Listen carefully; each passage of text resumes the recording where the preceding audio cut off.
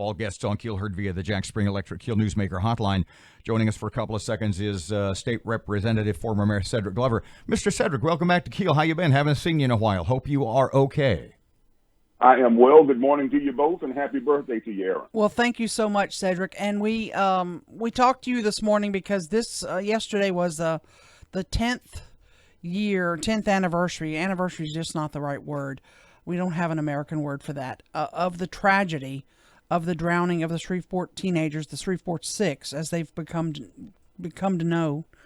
How did you find out about this? You were mayor at the time. What was that day like, and what happened for you? Well, this is one of my where were you moments. I've heard those who are older than me talk about where they were when Dr. King was assassinated, when President Kennedy was assassinated, and what have you. For me, this is mine. I can remember very explicitly driving down East Kings Highway. I was going to a meeting after work hours and got a call from then Fire Chief Brian Crawford, and those words always resonate within my ears. And that is that we got six in the water down at the Red River, and it has quickly transitioned from a recovery instead of a rescue. You went straight there, I assume. You went to the scene, I guess. And Absolutely. How was it? I mean, I can't even imagine what that was like. It was chaotic, extremely warm, with just an overwhelming amount of grief being expressed on behalf of those who were there. One of the mothers at that point had not yet arrived, and so just a great deal of pain, suffering, confusion, and just almost just trying to come to grips and understand what actually was transpiring. And I remember Rick Seaton, former assistant, saying, one of the things that we need to do is to put these families in a more comfortable set of circumstances, and came up with the great idea of having Sportran bring out one of the buses. And so we did that, managed to get the families onto those. Shelley Rago and her team brought out water and other things that were necessary. And the one thing I remember after speaking with Chief Crawford and Chief Shaw and the others who were on scene was, what is it that I can go and say to these families that may at least offer some initial expression of support and comfort given the circumstances. And the one thing that they told me was that we're not going to leave here tonight until we have recovered all six of these children. And so I think that served as kind of an anchor in terms of what I was able to share with the families once I went back up to report back to them specifically.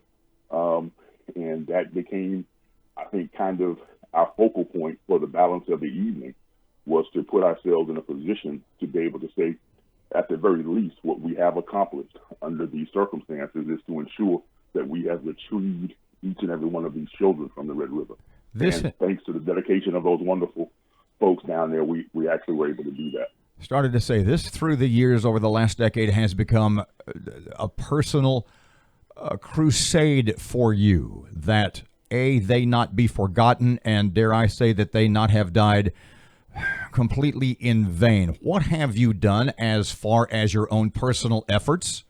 No, please go ahead. I don't think it would be considered anything personal. I mean, this is something that if you're blessed to be in the position of the leader of a city, obviously this is one of those moments where, in addition to obviously the mothers themselves and the families in general, in terms of what you do and how you respond, ends up being in large part focused on the office of the mayor.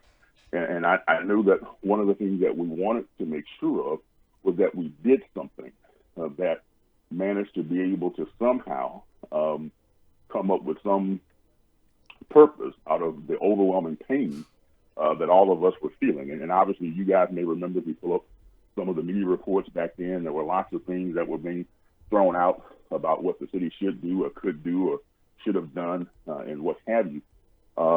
But I think it was between Shelley, her staff, and if you'll also remember, it had been just a couple of years prior to that we had also outsourced the management and operation of our pool system Yes. to Shelley McMillan and the folks over at Rock Solid. And in the course of the days that followed, the idea of trying to figure out how is it that we may be able to do something that prevents similar types of tragedies from happening again. And obviously there was a great deal of attention focused around the region and the world for that matter, and people asking what can they do, we want to help and what have you.